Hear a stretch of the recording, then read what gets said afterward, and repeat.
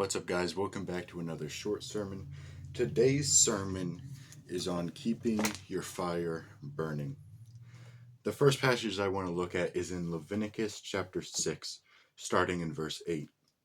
And it says, "The Lord spoke to Moses, saying, Command Aaron and his sons, saying, This is the law of the burnt offering. The burnt offering shall be on the hearth, on the altar, all night until morning.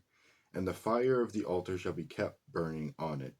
And the priest shall put on his linen garment, and put his linen undergarment on his body, and he shall take up the ashes to which the fire has reduced the burnt offering on the altar, and put them besides the altar. Then he shall take off his garments, and put on the outer garments, and carry the ashes outside the camp to a clean place. The fire on the altar shall be kept burning on it, it shall not go out.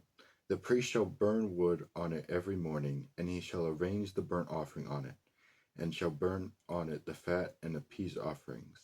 Fire should be kept burning on the altar continuously, and it shall not go out." So here, God is telling Moses, hey, I'm gonna give you the fire. Here's your job. Keep it burning. Don't let it go out. In Matthew chapter 24, starting in verse 9, it says, "Then they will deliver you up to tribulation and put you to death, and you will be hated by all nations for my name's sake. And then many will fall away and betray one another and hate one another, and many false prophets will arise and lead many astray. And because lawlessness will be increased, the love of many will grow cold. But the one who endures to the end will be saved." What does that mean? It's the one who keeps his fire burning. Later in Matthew 25, Jesus says, this is the parable of the 10 virgins. "The kingdom of heaven will be like 10 virgins who took their lamps and went to meet the bridegroom. 5 of them were foolish and 5 were wise. For the foolish ones took their lamps with no extra oil with them. But the wise took flasks of oil with their lamps, and the bridegroom was delayed.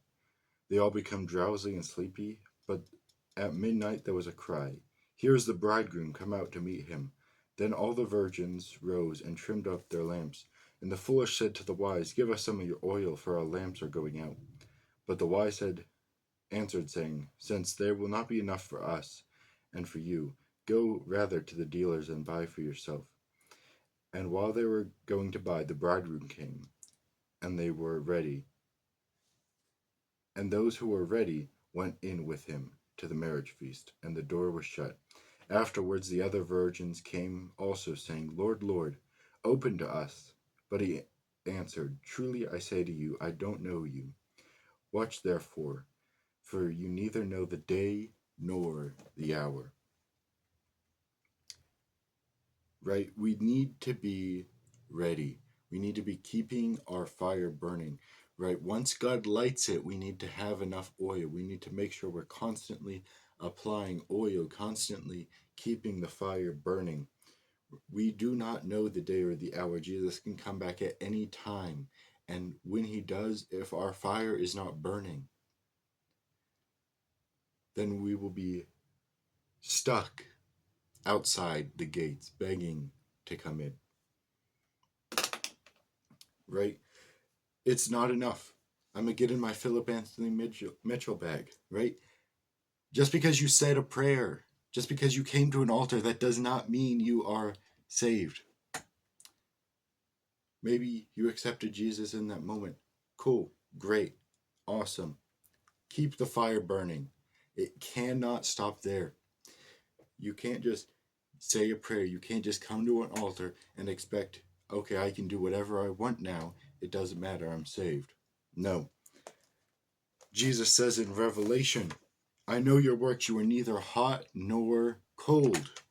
You aren't on fire for God. You aren't cold for the devil. No, you are trying to be on fire on Sunday, cold on Saturday. That's not how this works. We need to be keeping our fire burning daily. What does Jesus say? Those who want to be disciples need to carry their cross daily. Not just once a week, not just a couple times a week, not just a couple times, right? Daily, every single day, laying down our life, picking up our cross, keeping our fire burning. I want to encourage you and leave you with this. Keep your fire burning.